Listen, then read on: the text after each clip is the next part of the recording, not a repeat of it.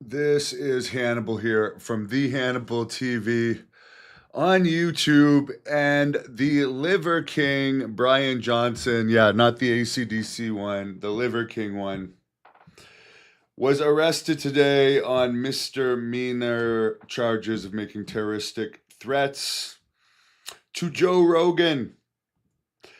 It's funny because Tank Abbott, who I am interviewing tomorrow at 6 p.m. Eastern, actually sent me a bunch of these videos last night because he had seen the interview I recently did with Mark Coleman, where Mark Coleman was talking about hanging out with Liver King, and Tank Abbott's like, this guy is no one to brag about hanging out with. Look at this craziness that he's saying about Joe Rogan. He's saying he wants Joe Rogan dead. He's doing videos holding massive guns. He says he doesn't care if Joe Rogan chokes him out, blah, blah, blah, blah, blah. Then the dumbest thing he did was actually drive to Austin with his family, where Joe Rogan is basing. He's going to confront him and show himself with weapons and stuff in the Four Seasons hotel room. So here's the funny thing. Why would Joe Rogan even want to acknowledge him at this point, let alone fight him? Joe Rogan is 57. He hasn't talked about him since 2 years ago, when he brought up that he had been caught with evidence came out that he was taking over $10,000 worth of like steroids and growth hormone a month to get this physique he had. And the Liver King is like 47, 48. So he's 10 years younger than Joe Rogan. Joe Rogan has the most popular podcast in the world. He works for UFC. Why in a million years would he confront a guy that's way, way down on the level of popularity than him, who's running around with guns? Like, it just doesn't make any sense. But apparently it was the cops that saw these videos, because this guy has quite a following, and decided to make this arrest, which I would say is a good call.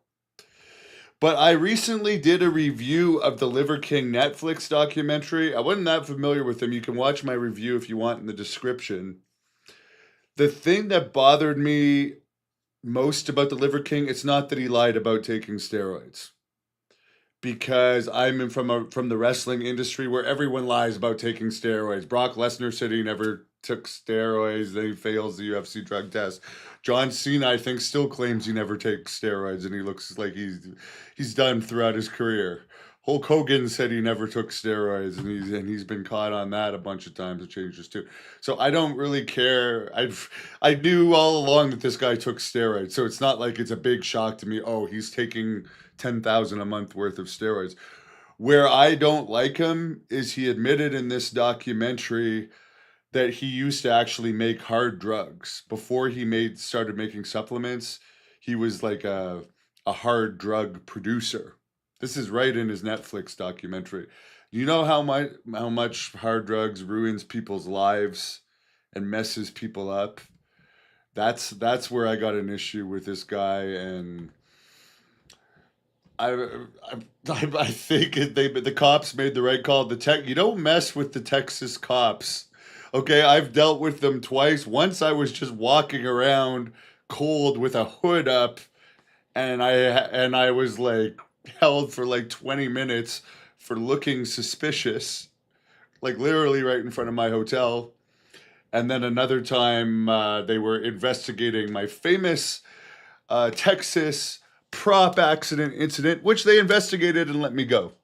But the Texas cops do not mess around, because they found that it was an accident in my case, which it was.